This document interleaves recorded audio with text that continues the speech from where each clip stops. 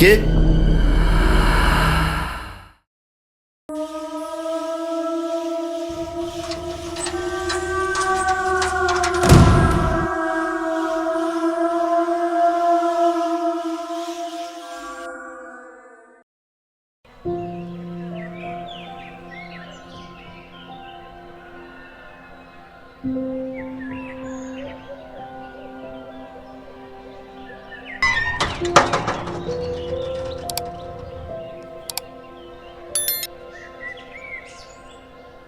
হরি কাকা, আরে ও হরি কাকা, বাড়ি আছো?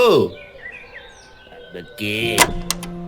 বাবা, সুজন ঠিকই বলেছিল, একে দেখতে ভূতের চেয়ে কম কিছু লাগে না। আর আমি সূর্য, সুজনের বন্ধু, ওই কলকাতার। হ্যাঁ হ্যাঁ, লেখক বাবু আসেন আসেন। আমাকে সুজন বাবু বলেছেন, আমি সব ব্যবস্থা করে রেখেছি।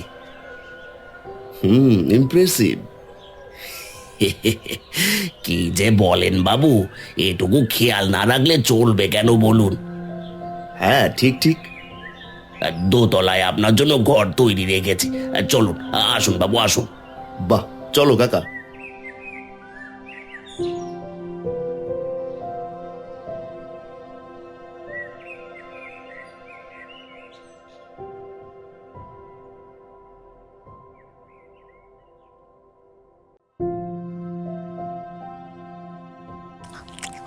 তোমার হাতেও জাদু আছে গো, বিশেষ করে এই দেশি মুরগির ঝোলটা যা হয়েছে না। আপনার ভালো লেগেছে এই অনেক। তা তুমি খাবে না? হ্যাঁ হ্যাঁ, আপনি আগে খেয়ে নিন। আচ্ছা, এই যে তুমি একা একা থাকো, তোমার ভয় করে না? কিসের ভয়? কেন, ভূতের ভয়? আমি তো শুনেছি এই বাড়িটা নাকি ভূতুড়ে। মানুষ থাকতে আর ভূতে কি ভয় পাবো বাবু? তবে এমনি জায়গাটা একটু চুপচাপ। আচ্ছা, তুমি কত বছর ধরে কাজ করছো এখানে? হিসেব রাখিনি, তখন এ বাড়ি এমন ছিল না। তারপর একের পর এক অঘটন আর এই অবস্থা। ও, ওই যে একজন নিখিল নাকি কি যেন এই বাড়ি ছেড়ে চলে গিয়ে নিরুদ্দেশ হয়ে গেছিল, সেটার কথা বলছো তো? নিখিলেশ? ছোট কর্তা বাবুর কথা আপনি জানেন? হ্যাঁ জানি, বলতে মানে সুজন বলছিল আর কি। আচ্ছা, কি ঘটেছিল আসলে? তা পরে বলবো, এখন আজ বরং আপনি বিশ্রাম করুন বাবু। তা অবশ্য ঠিকই বলেছ, ঘুম ঘুম লাগছে। উঠি তবে।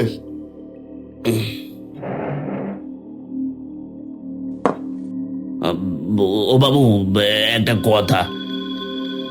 হ্যাঁ বলো। এই সাঁঝ বেলায় আমি একটু বেরিয়ে যাব, মানে একটা দরকার আছে, কিন্তু কাল একদম কাক ভোরে চলে আসবো।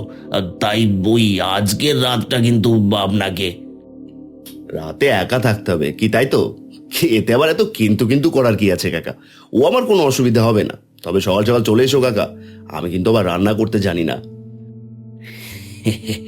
হ্যাঁ হ্যাঁ বাবু, চলে আসবো চলে আসবো। আপনি শুধু বাইরে যাবেন না।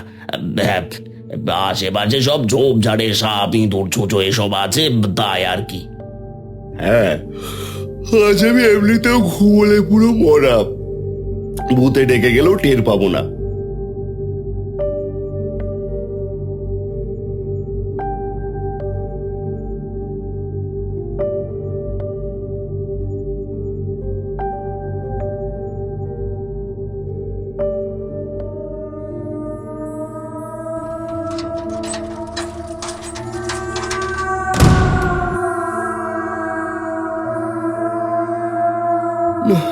এত ঘুম পাচ্ছে, মাথা একদম কাজ করছে না।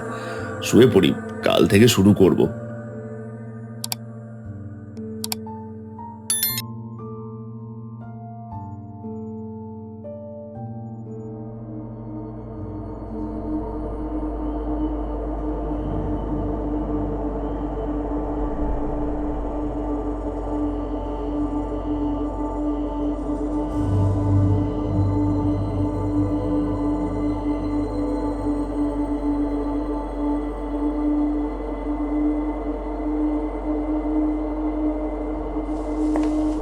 কিসের একটা আওয়াজ হলো মনে হলো। গিয়ে দেখবো নাকি? না বাবা, কিন্তু যাওয়াটা কি ঠিক হবে? ইঁদুরও তো হতে পারে। থাক, বরং কাল সকালেই দেখবো।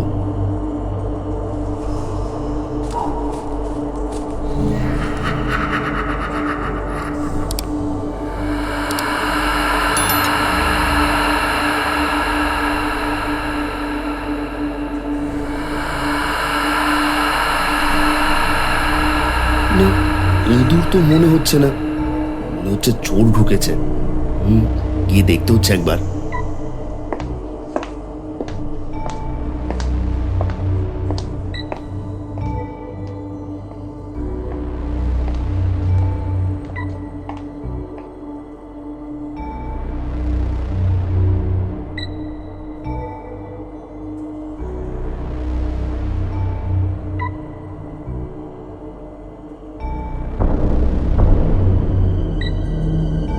কে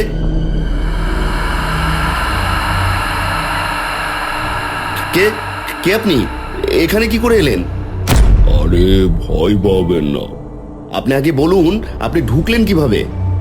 আশ্চর্য, আমার বাড়িতে এসে আমাকে জিজ্ঞেস করছেন কিভাবে ঢুকলাম। মানে? আরে এত উত্তেজিত হয়ে পড়লে কি করে শুনবেন? দেখুন, আমি নিখিলেশ, এই বাড়ির মালিক। নিখিলেশ? কিন্তু আপনি তো নিরুদ্দেশ। আরে মশাই, আমি এত বছর ধরে এই বাড়িতেই লুকিয়ে আছি। কি বলেন? আমি অন্ধকারে আওয়াজ করি, ভয় দেখাই, ভুতুড়ে দেখানোর জন্য। নইলে এই বাড়ি দখল হয়ে যাওয়ার চিন্তা থাকে।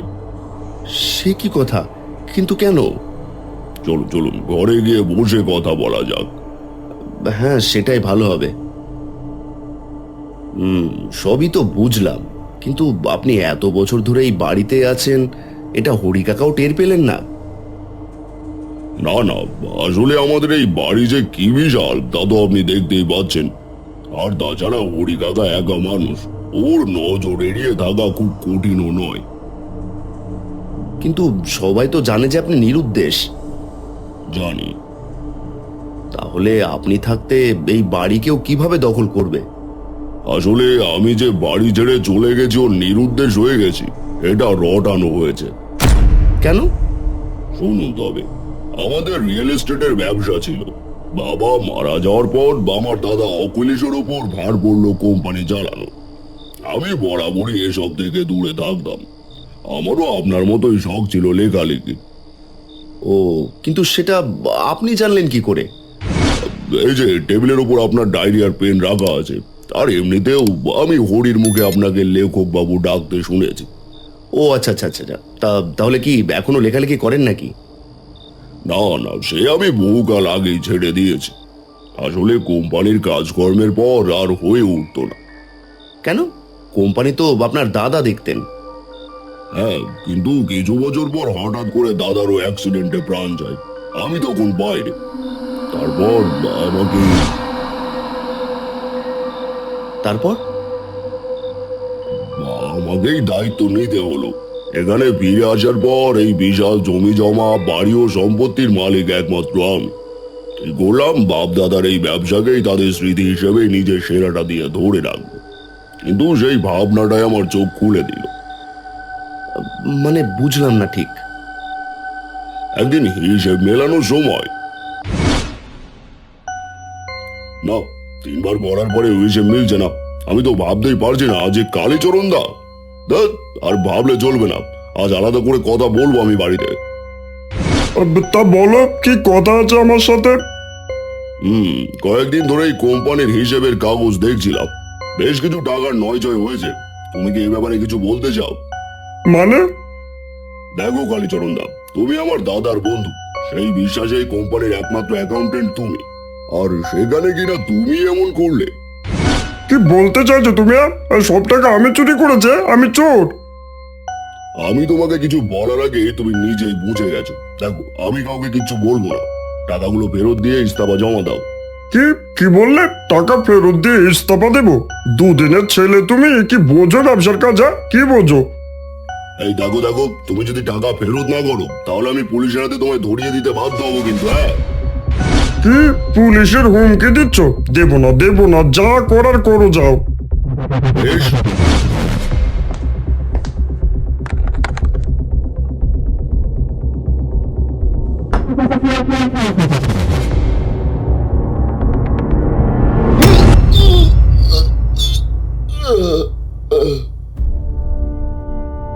যাক বাবা, কাজ শেষ।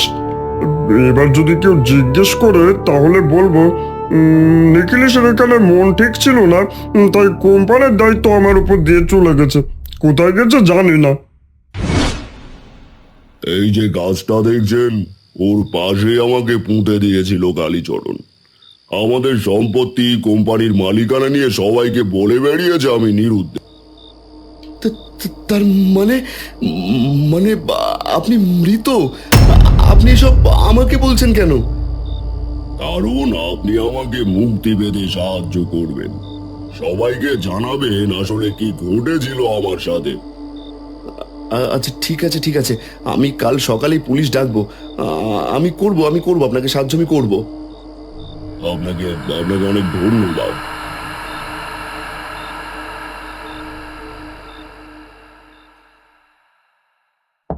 আরে ও বাবু, বাবু, আরে ও বাবু। তাহলে কি আমি স্বপ্ন দেখছিলাম? উফ, কি অদ্ভুত স্বপ্ন রে বাবা, যেন একদম সত্যি ঘটনা। বাবু, আরে ও বাবু। হ্যাঁ দাঁড়াও, আসছি। বাবু, এই আপনার চা এনেছি। সুপ্রভাত কাকা, তুমি কখন এলে? এই একদম ভোরে। আপনার কোনো অসুবিধে হয়নি তো বাবু? হ্যাঁ, না না ঠিক আছে। আচ্ছা তুমি তাহলে জল খাবারের ব্যবস্থা করো, আমি আসছি নিচে। আচ্ছা আচ্ছা। আচ্ছা এ কি? আরে এটা তো পুরো গত রাতের স্বপ্নটা হুবহু লেখা। এই যে গাছটা দেখছেন, ওর পাশে আমাকে পুঁতে দিয়েছিল কালীচরণ। আমাদের সম্পত্তি, কোম্পানির মালিকানা নিয়ে সবাইকে বলে বেরিয়েছে আমি নিরুদ্দেশ। তার মানে মানে আপনি মৃত? তাহলে কি সত্যি নিখিলেশ? না না, এ হরি কাকাকে বলে মাটিটা খুঁড়ে একবার দেখতে হবে।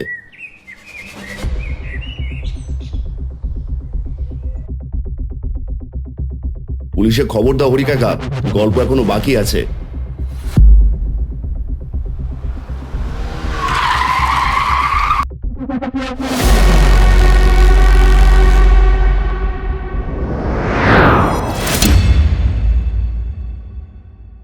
এরকম আরও ভিডিও দেখতে আমাদের চ্যানেলটিকে সাবস্ক্রাইব করে নোটিফিকেশন বেলটি প্রেস করে দিন, যাতে নতুন ভিডিও এলে আপনি আগে দেখতে পান। ধন্যবাদ।